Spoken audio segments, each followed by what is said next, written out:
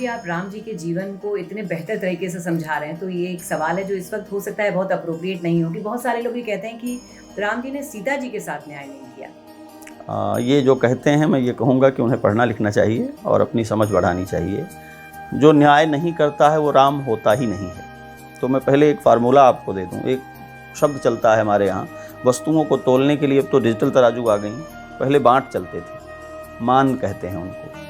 कभी जब आप कोई वस्तु तोलते हैं बाँट लगा करके तराजू पर, दो पलड़े वाली तराजू पर, तो आप कम ज़्यादा होने पर गैर बराबरी कम करने के लिए अपनी जो तुलनीय वस्तु है उसको कम ज़्यादा करते हैं या बाँट को कम ज़्यादा करते हैं।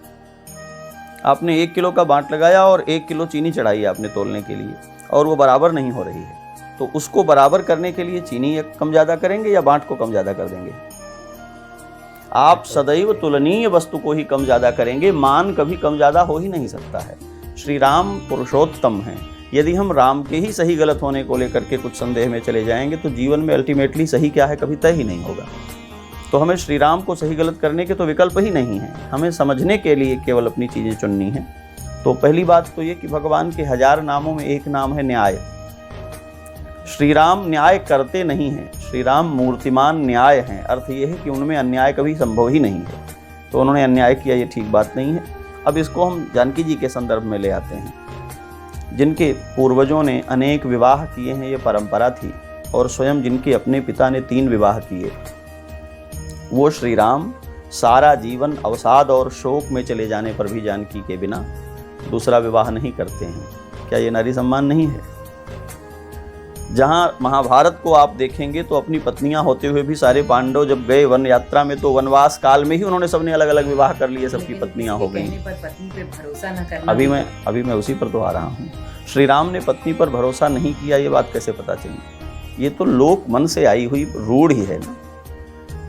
आप वाल्मीकि रामायण उठा करके देखें, श्री राम कहते हैं कि कभी उसके चरित्र में शंका हो ही नहीं सकती है।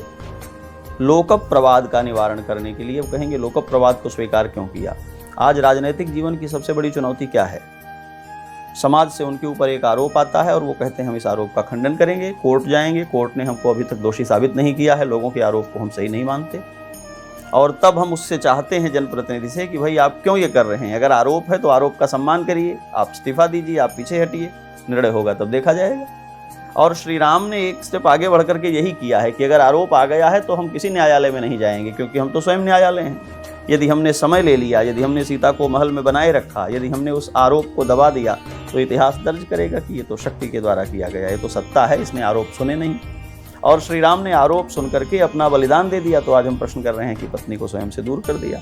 पति और पत्नी एक दूसरे के लिए जज नहीं होते, पति और पत्नी एक दूसरे का पक्ष विपक्ष नहीं हो सकते, उनका जीवन युगपत और साझा है। श्री राम ने जानकी को अलग करते हुए जानकी को नहीं, अपने को निर्वासित किया है। श्रेष्ठ भारत पर खबरों से जुड़े रहने के लिए चैनल को सब्सक्राइब करें, बेल आइकन दबाएं और देखते रहें श्रेष्ठ भारत।